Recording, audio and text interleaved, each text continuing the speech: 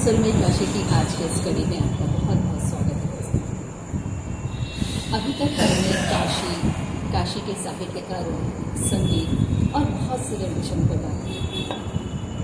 मंदिर के बारे में बात की, काशी के बहुत सारे अद्भुत रहस्यों के विषय में बात की। आज हम बातें करेंगे शरद पूर्णिमा की।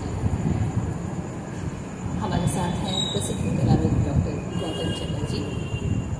आपसे मुझे पता चला कि शरद पूर्णिमा के दिन ही नाट्य शास्त्र की रचना हुई। आज इसी विषय पर हमारी बातचीत होगी। हम जानेंगे नाट्य शास्त्र के विषय में। जी, आपका बहुत स्वागत है। कुछ शरद पूर्णिमा और नाट्य शास्त्र से जुड़ी बातें आप चाय पीजिए। बिल्कुल बिल्कुल। जगदीश्वरी जी, आपका अभिनंदन। आपके इस कार्यक्रम में, यूट्यूब चैनल में मुझे आमंत्रित करने के लिए मैं कृतज्ञ हूँ। और आप लगातार मेरे ख्याल से 3 या 4 एपिसोड हम लोग का हो गया है। 5-6 हो गए। वाह, यानी अब तो मैं गौरवान्वित हूँ। तो नाटकों पर पिछली बार हम लोगों ने बात की थी ना जी। अब शरद पूर्णिमा पर कुछ बात करने तो मुझे नहीं आता, वो आप शायद बेहतर बताएंगे कि शरद पूर्णिमा के विषय में मैं तो बस इतना ही जानती हूँ। उस दिन खीर बनाई जाती है, उसे रख दिया जाता है आंगन में, बिल्ली से बचा के, छलनी से ढक के, और फिर सुबह उसे स्नान करने के बाद लक्ष्मी जी को चढ़ाते हैं और सारे लोग प्रसाद के रूप में ग्रहण करते हैं। मैं अभी तक सिर्फ इतना ही जानती हूँ। बस तो मैं आज भी मुझे पता चला उससे तो नाट्य शास्त्र की रचना हुई इस विषय तो मुझे भी शरद पूर्णिमा के बारे में इतने अच्छा लगता है, इतना ही बस पता है। और मुझे शरद पूर्णिमा का चाँद देखना बहुत अच्छा लगता है। और शरद पूर्णिमा के दिन बहुत कुछ अच्छी चीज़ें हुई हैं, ऐसा मुझे बढ़कर पता चला है। जैसे कि आज के दिन रास लीला हुई थी श्री कृष्ण और गोपियों के बीच में, और जिसको शिव जी भी देखने गए थे। तो रास लीला आज हुई थी। प्लस और क्या हुआ था, वो जो वेद व्यास हैं जिन्होंने महाभारत दिखाया है, कुछ लोग उनको वाद नारायण व्यास भी कहते हैं, उनका जन्म आज हुआ था।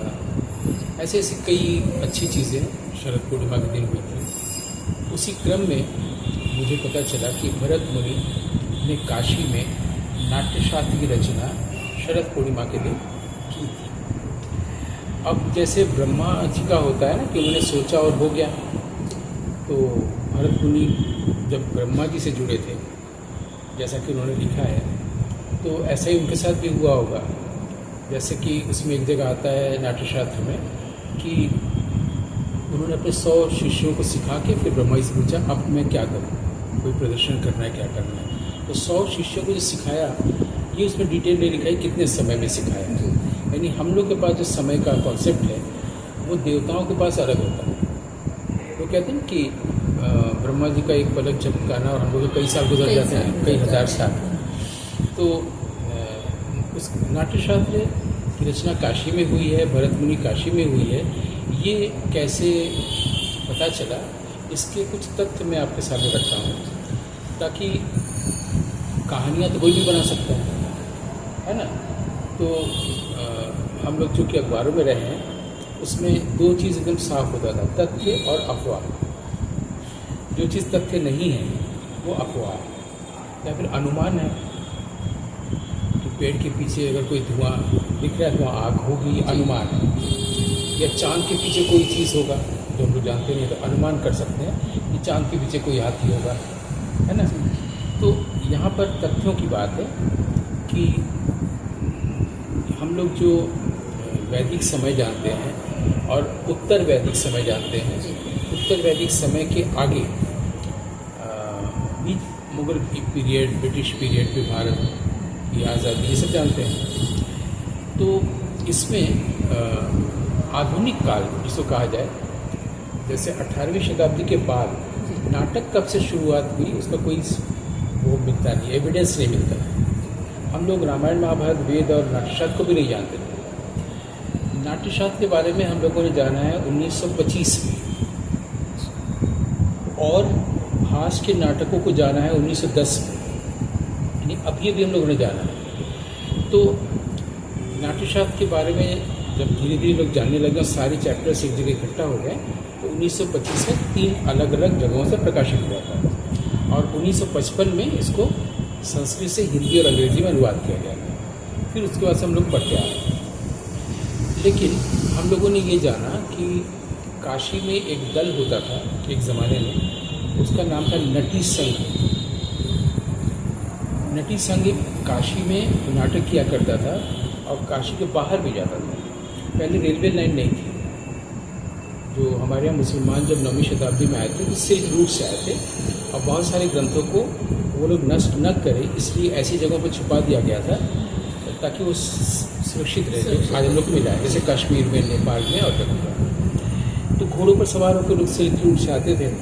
तो कश्मीर के लोग भी यहाँ आते थे और काशी के लोग कश्मीर जाते थे। अब क्या हुआ कि नटी संघ ने जब नाटक वगैरह किया होगा कश्मीर में तो वहाँ के लोग भी आए। वो सब शैव ऋषि होते थे जो नाट्य कर्म से जुड़े होते थे और संस्कृत में नाटक करते थे। नटी संघ के सदस्य जो होते थे? नहीं, नटी संघ तो काशी के हो गए और जो कश्मीर के लोग होते थे वो लोग शैव उपासक होते थे और वो लोग शैव ऋषि भी होते थे और वो कलाकर्म करते थे। वो लोग जब यहाँ आए नटी संघ के साथ काशी में देवासुर संग्राम करने, यहाँ से हम लोग को आधुनिक समय का नाटकों की शुरुआत मिलती है। उसको पहले का कुछ नहीं पता। मुगल पीरियड में किस देश के किस हिस्से में कौन सा नाटक हुआ कोई नहीं जानता है।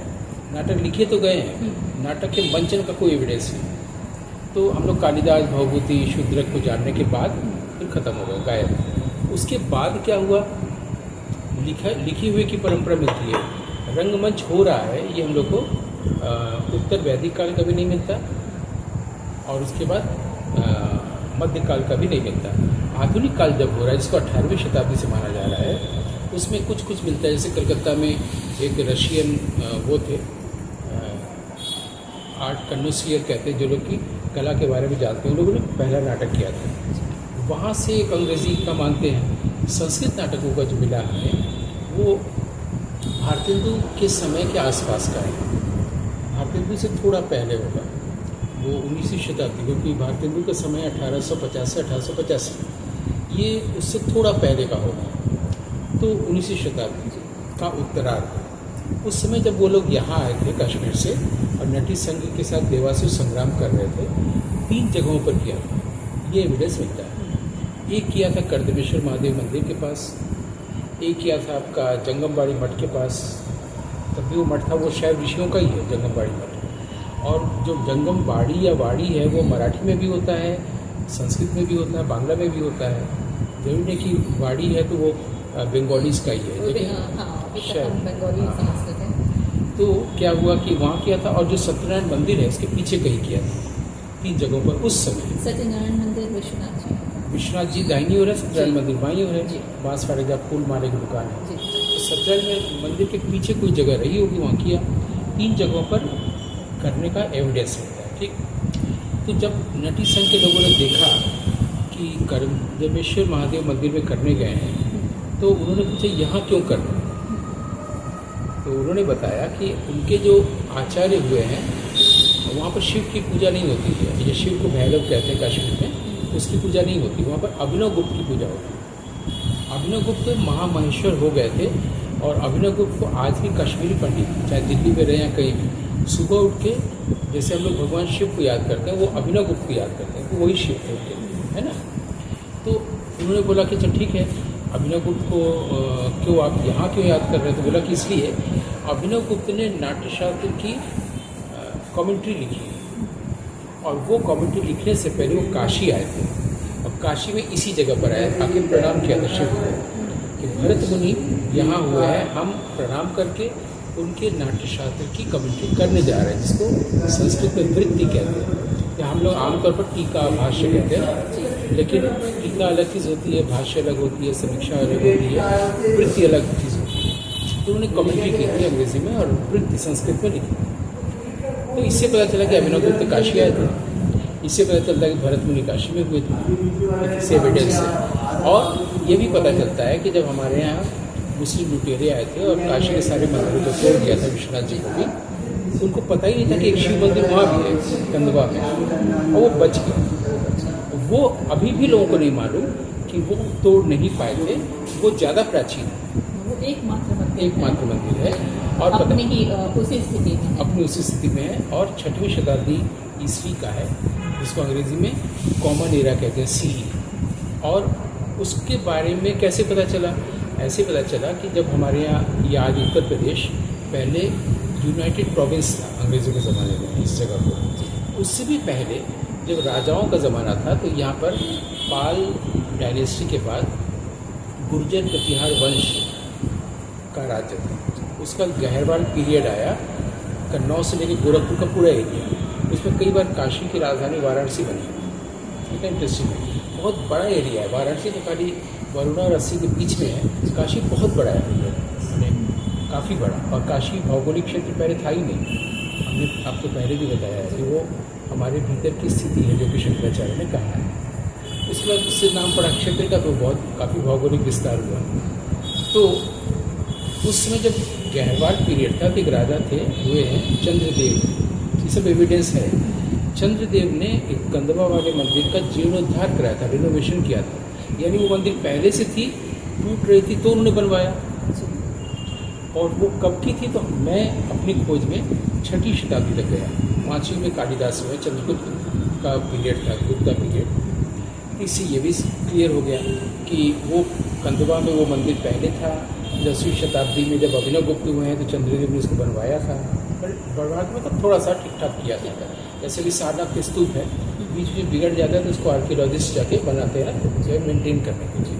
तो इन सारे तथ्यों के आधार पर, और अंत में क्या हुआ, इसके आगे जब नाट्यशास्त्र का अनुवाद हो गया अंग्रेजी में 1955 में, तो 60 के दशक में पोलैंड के राजदूत भारत आए थे। वो यहाँ पर पोलिश एम्बेसडर थे, उनको नाट्यशास्त्र का शौक हुआ। कैसे हुआ? क्योंकि पोलैंड से एक और नाट्यकार आए थे, ग्रॉड्स्की। तो जैसी ग्रॉड्स्की वो दिल्ली आते थे, बनारस आते थे, रमन महर्षि से मद्रास में मिलने जाते थे, अरुणाचलम। ये 3-4 बार हुआ और यहाँ भी उन्होंने नाट्यशास्त्र पढ़ा और नाट्यशास्त्र के अनुसार उन्होंने अपने देश में ड्रामा डेवलप किया। अब तो दुनिया भी जाने, तो वो जो व्यक्ति एम्बेसडर आए थे उन्होंने भी जाना। उनका नाम है मारिया क्रिस्टोफ ब्रिस्की। अब मारिया क्रिस्टोफ ब्रिस्की जो है वो अभी भी जीवित है, और वो बनारस है, वहाँ पर भारत देश में उनकी नियुक्ति थी। वो BHU में पहले, आज जो प्राचीन इतिहास और क्या क्या पुरातत्व विभाग है, पहले उसका नाम था संस्कृति विभाग, कल्चर, डिपार्टमेंट ऑफ कल्चर। वहाँ पर एक प्रोफेसर हुए हैं, प्रोफेसर A.K. नारायण। उन्होंने कई जगह खुदाई उदाई भी काशी बनारस में करवाई। राजघाट में जब आप कृष्णमूर्ति फाउंडेशन जाएंगे तो उससे पहले की जो खुदाई है उन्होंने ही करवाई। तो मारिया क्रिस्टोफ ब्रिस्की ने A.K. नारायण में के अंडर में PhD किया, डिपार्टमेंट ऑफ कल्चर में, नाट्यशास्त्र। वो पहला। अच्छा, वेरी गुड, बताइए उसी विषय में। तो मारिया क्रिस्टोफ ब्रिस्की ने ये पहली PhD की नाट्यशास्त्र पूरे देश में। कैसे नाट्यशास्त्र बनारस से फैल रहा है, ब्रोटोस्की का आना, मैं उनसे मिला हूँ, फिर वहाँ से वो धीरे धीरे वहाँ जाना, पोलैंड, पोटिंट्रा एक जगह थी वहाँ किया, फिर मारिया क्रिस्टोफ ब्रिस्की ने जाना, फिर भारत के लोगों ने जाना। हालांकि नाट्यशास्त्र के बारे में पहली बार भारत के किसी व्यक्ति ने जाना है, भारतेंदु हरिश्चंद्र। भारतेंदु हरिश्चंद्र के बाद विदेशियों ने जाना है। कपिलावास्यायन की जो किताब है, नाट्यशास्त्र कैसे कैसे जाना गया, उसमें भारतेंदु का नाम ही नहीं है, बाकी सबका है। ये भी हमने, क्योंकि मतलब उनको पता नहीं था, भारत में किसी को नहीं पता। ये जब नाट्यशास्त्र के बारे में मुझे पता चला कि भारतेंदु ने लिखा है, जो एविडेंस है उसको हमने जब बताया तो मेरे विद्यार्थी ने उसको किताब के रूप में अब छाप दिया है। भारतेंदु हरिश्चंद्र जब 1884-85 में बीमार पड़े तो उनको पता चला नाट्यशास्त्र जैसी कोई चीज़ है, तब विदेशियों को भी पता नहीं चला था, ब्रिटिश पीरियड में। तो उन्होंने एक चैप्टर्स के बारे में लेख लिखा। बीमार थे वो लिख भी रहे कि मैं बीमार हूँ, थोड़ा सा लेख लिखो। लेख बड़ा होता गया तो उनको लगा जब बड़ा हो ही गया तो क्यों इसको किताब के रूप में दे दिया जाए, और उन्हीं के समय किताब के रूप में छपा नाटक, इसका नाम है। और वो नाट्यशास्त्र के बारे में सब है कि पहले चैप्टर में क्या है, सब नाटक नाट्यशास्त्र के विषय। और फिर वो जब ये बात भारतीय समग्र में है तो मैं कह रहा हूँ, इसको मेरे एक विद्यार्थी ने, जिनको मैंने ड्रामा पढ़ाया है, उसने अभी 1-2 साल के अंदर फिर से अभी 1924-25 से छाप दिया, ताकि बिल्कुल नए कलेवर में आए। ऐसे यात्रा शुरू हुई। भरत मुनि का जन्म यहाँ हुआ। भरत मुनि ने नाट्यशास्त्र की रचना की शरद पूर्णिमा पर नटी संघ, कश्मीर के शहर ऋषि, देवासुर संग्राम जो पहला नाटक है, इन 3 जगहों पर हुआ। फिर ग्रोटोवस्की का यहाँ आना, फिर मारिया क्रिस्टोफरेस्की का आना, एक किनारा है डिपार्टमेंट ऑफ कल्चर। फिर वहाँ पर विभा त्रिपाठी जी, विद्या जायसवाल जी जैसे प्रोफेसर थे। उनके बाद वहीं पर वासुदेव शरण अग्रवाल जैसे विद्वान हुए हैं उसी विभाग में। वहाँ से आते आते गौतम चैटर्जी तक, यहाँ तक पूरी जो गाथा है वो मैंने तथ्यों के आधार पर रखी, ताकि अफवाह न बने और लोग इस पर रिसर्च कर सके और सब कुछ कागज़ों में सामने आ जाए तथ्यों के साथ। ये तो मैंने बताया कि शरद पूर्णिमा पर नाट्यशास्त्र की रचना हुई। अब नाट्यशास्त्र को कितना पढ़ा गया है 1925 से 55 और 55 से अभी तक, उस पर भी हम लोग चाहें तो बात कर सकते हैं। बिल्कुल, इस विषय पर हम अगली बार चर्चा करेंगे। आज बहुत सारी अनसुनी बातें आपने बताया। अच्छा, अनसुनी बातें थी। हाँ, इसमें काफ़ी लोग के लिए तो अनसुनी बात काफ़ी जी। मुझे लगता है इस वीडियो को देख कर बहुत सारे लोगों को नाट्यशास्त्र के विषय में लगभग पूरी जानकारी मिलेगी। अगर हमारे दर्शकों को पसंद आता है तो यह आपके कारण है, आपके इस चैनल के कारण है। आपको बहुत बहुत बधाई, आपके कारण ऐसा हुआ। तो आप अपने दोस्तों से इस एपिसोड में क्या विदा लेने जा रही हैं? बिल्कुल, और फिर हम अगले एपिसोड में फिर इसी विषय को हम आगे बढ़ाएंगे। फिर नाट्यशास्त्र जी, क्योंकि अभी मुझे लग रहा है कि अभी आपसे इस विषय पर हम ऐसे तो हम चर्चा तो कर सकते मुझे हैं लग रहा है कि मैं छूट गया, बच गया, किसी भी विषय पर। मुझे लगता है आपसे जब चर्चा होती है तो किसी भी विषय पर घंटों बातें हो सकती हैं और आपको अथाह ज्ञान है। मतलब लेकिन अब इस पर भी हम लोग कभी बात कर सकते हैं कि जो मैं बता रहा हूँ ये ज्ञान नहीं, ये सूचना है। ज्ञान तो कुछ ऐसा होता होगा कि अगर आप किसी ज्ञानी के साथ बैठ जाएं, मिल जाएं, तो आपका पूरा व्यक्तित्व ही बदल जाएगा, रूपांतरित हो जाएगा। ज्ञान शायद इसको कहते हैं। ये सब सूचनाएं हैं। जिसके पास बहुत सूचनाएं रहती है उसको लोग ज्ञानी मान लेते हैं। ये भी एक अजीब सा विषय है। इस विषय पर भी बात होगी। अभी के लिए बहुत बहुत धन्यवाद।